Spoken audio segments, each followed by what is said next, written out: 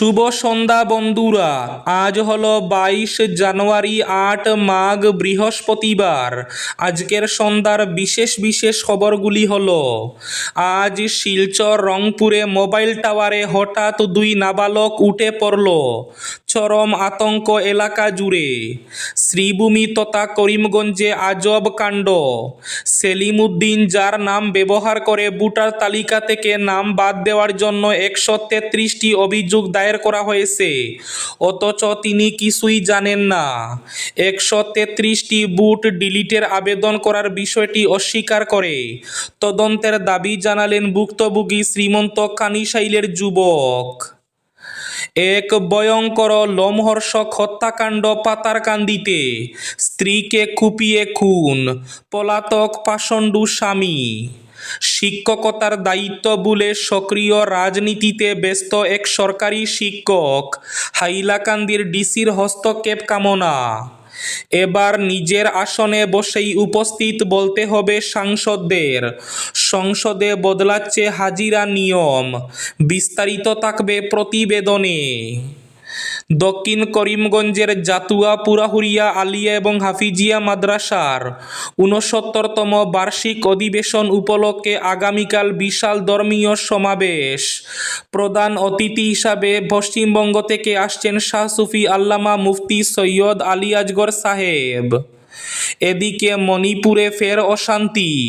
Cookie অধ্যুষিত এলাকায় অপহরণ করে খুন মেইতেই যুবক, ভাইরাল হার হিম করা ভিডিও। অবৈধ খননে অপূরণীয় ক্ষতি হতে পারে আরাবল্লীর, বলল সুপ্রিম কোর্ট। গড়া হবে নতুন বিশেষজ্ঞ কমিটি। প্রজাতন্ত্র দিবস উপলক্ষে বদরপুর পুলিশের নাকা চেকিং।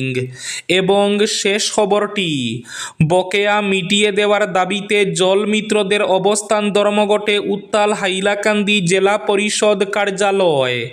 তাহলে বিস্তারিত খবরে যাওয়ার আগে অবশ্যই ভিডিওটিতে একটি লাইক করে চ্যানেলটি সাবস্ক্রাইব করে পাশের বেল আইকনটি বাজিয়ে রাখবেন এবং ফেসবুক পেজটি ফলো করে ভিডিওটি অবশ্যই শেয়ার করবেন, যাতে সঠিক তথ্যগুলো সবার কাছে পৌঁছাতে পারে। এবার শুনুন আজকের খবরগুলির বিস্তারিত।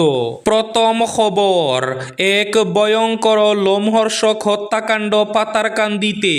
স্ত্রীকে কুপিয়ে খুন, পলাতক পাষণ্ডু স্বামী। পাতারকান্দি থানার অধীন এরালিগুলে এক লোমহর্ষক হত্যাকাণ্ডে চাঞ্চল্য ছড়িয়েছে গোটা এলাকা জুড়ে। ধারালো অস্ত্র দিয়ে কুপিয়ে নৃশংসভাবে স্ত্রী খয়রুন্নেসাকে হত্যা করলেন স্বামী। ঘটনাটি ঘটেছে শ্রীভূমির পাতারকান্দি বিধানসভা কেন্দ্রের অন্তর্গত বান্দরকুনা জিপির এরালিগুল গ্রামে। দীর্ঘদিন ধরে পারিবারিক অশান্তি এবং যৌতুক সংক্রান্ত বিবাদের জেরে এই ভয়াবহ হত্যাকাণ্ড সংঘটিত হয়েছে বলে অভিযোগ।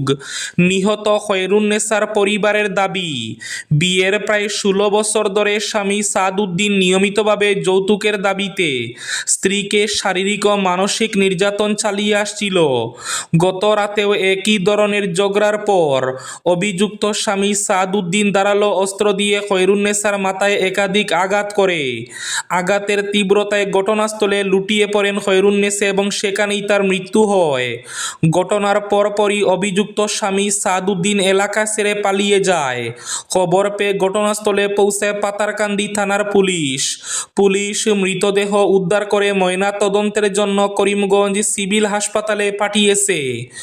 ঘটনার তদন্ত শুরু করেছে পুলিশ এবং পলাতক অভিযুক্তকে গ্রেফতারের জন্য তল্লাশি অভিযান জোরদার করা হয়েছে।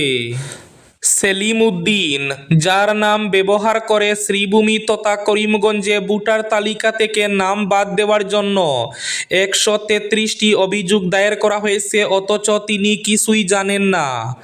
আজব কাণ্ড। শ্রীভূমি তথা করিমগঞ্জ জেলার এসআর অসঙ্গতির বড় আপডেট সামনে এসেছে। এবার 133টি ভোট ডিলিটের আবেদন ইস্যুতে ডিসিকে লিখিত নালিশ জানিয়েছেন সেলিম উদ্দিন। 133টি ভোট ডিলিটের আবেদন করার বিষয়টি অস্বীকার করে তদন্তের দাবি জানালেন শ্রীভূমি তথা করিমগঞ্জের শ্রীমন্ত কানিশাইলের যুবক। তিনি বলেন তিনি এই বিষয়টি জানেনই না। এদিকে কোনো বৈধ ভোটারের নাম কাটা হবে না ভোটার তালিকা থেকে। বিভাগীয় এডিসির সঙ্গে সাক্ষাৎ শেষে বেরিয়ে জানালেন বিএলও সুমনা চৌধুরী, কোনো বৈধ ভোটারের নাম ডিলিট হবে না তালিকা থেকে, নিশ্চিত করল কর্তৃপক্ষ। আজ শিলচর রংপুরে মোবাইল টাওয়ারে 2 নাবালক, চরম আতঙ্ক। রংপুর শান্তিপাড়ায় চাঞ্চল্যকর ঘটনা। একটি মোবাইল টাওয়ারের উপর উঠে পড়ে 2 নাবালক।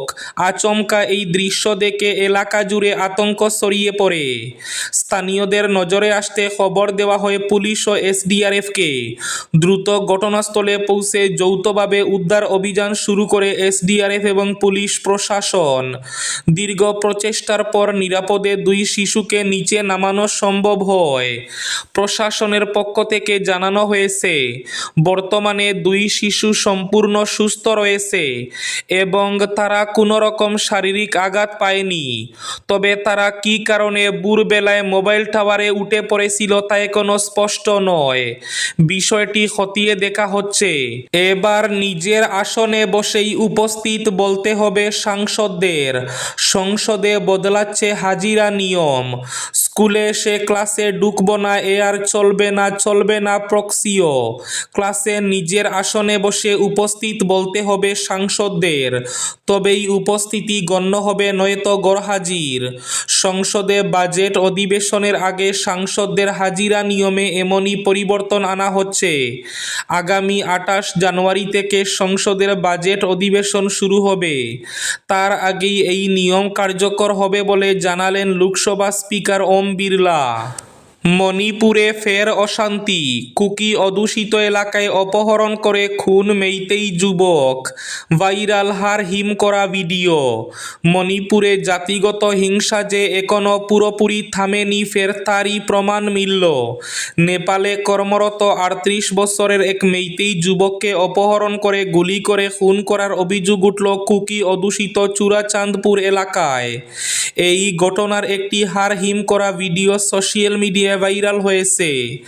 ভাইরাল হওয়া 1 মিনিট 12 সেকেন্ডের ভিডিওতে দেখা গিয়েছে অন্ধকার রাস্তায় হাঁটু গেড়ে বসে আছেন ওই যুবক। সামনে সশস্ত্র কয়েকজন। হাত জোর করেও প্রাণ রক্ষা হয়নি, কিন্তু তাতেও মন গলেনি জঙ্গিদের। কিছুক্ষণের মধ্যেই গুলির শব্দে কেঁপে উঠে চারিদিক। ভিডিও প্রকাশ্যে আসতেই তীব্র চাঞ্চল্য ছড়িয়েছে রাজ্য জুড়ে।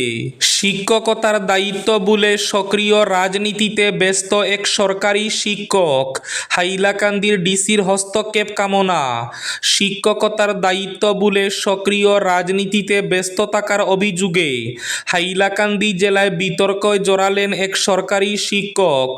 যদিও এখনও আনুষ্ঠানিকভাবে বিধানসভা নির্বাচন ঘোষণা হয়নি এবং সেই কারণে নির্বাচন কমিশনের আদর্শ আচরণবিধিও কার্যকর হয়নি, তবুও একজন শিক্ষক ও শিক্ষা বিভাগের দায়িত্বশীল পদে থাকা সরকারি কর্মচারীর এমন রাজনৈতিক তৎপরতা নিয়ে প্রশ্ন উঠতে শুরু করেছে বিভিন্ন মহলে। অভিযোগ অনুযায়ী কাটলিছড়া শিক্ষাখণ্ডের রংপুরস্থিত জনমঙ্গল সিনিয়র বেসিক স্কুলের সহকারী শিক্ষক তথা লালা শিক্ষাখণ্ডের সমগ্র শিক্ষা অভিযানের অধীনে বর্তমানে কর্মরত cluster resource centre coordinator Anjan Nath দীর্ঘদিন ধরে শিক্ষকতার দায়িত্বের বাইরে গিয়ে রাজনৈতিক কর্মকাণ্ডে বেশি সক্রিয় বলে অভিযোগ। প্রজাতন্ত্র দিবস উপলক্ষে বদরপুর পুলিশের নাকা চেকিং। প্রজাতন্ত্র দিবস উপলক্ষে বুধবার বদরপুর এলাকায় নিরাপত্তা ব্যবস্থা জোরদার করতে বিশেষ নাকা চেকিং অভিযান চালায় বদরপুর পুলিশ। এদিন বদরপুর থানার অফিসার ইনচার্জ তরঙ্গ পাটোয়ারির উপস্থিতিতে থানার সামনে থাকা গুরুত্বপূর্ণ সড়কে নাকা চেকিং করা হয়। নাকা চেকিং চলাকালীন প্রতিটি ছোট বড় যানবাহন থামিয়ে কাগজপত্র পরীক্ষা করা হয়।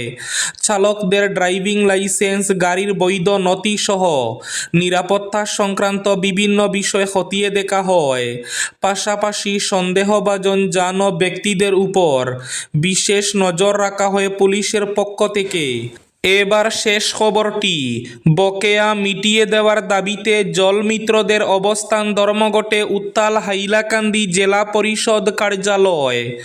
বকেয়া পারিতোষিক মিটিয়ে দেওয়াসহ একাধিক দাবিতে ফের প্রতিবাদে সরব হয়েছেন হাইলাকান্দি জেলার জলমিত্ররা। বুধবার জেলা পরিষদ কার্যালয় চত্বর ঘেরাও করে অবস্থান ধর্মঘটে বসে উত্তাল করে তুলেন সারা অসম পিএইচির অস্থায়ী কর্মচারী পরিষদের সদস্যরা। এদিন বিভিন্ন স্লোগানে মুখরিত করে তুলেন এলাকার আকাশ বাতাস। ক্ষোভে ফেটে পড়েন পিএইচি বিভাগের অধীন কয়েক শতাধিক জলমিত্র। কাটলিছড়ার বিধায়ক, জেলা পরিষদ সদস্য এবং সিইওর আশ্বাসের পরে আন্দোলন প্রত্যাহার করে নেন তারা। এই ছিল আজকের সন্ধ্যার বিশেষ বিশেষ খবরগুলি। ভিডিওটি অবশ্যই লাইক করে শেয়ার করে দেবেন।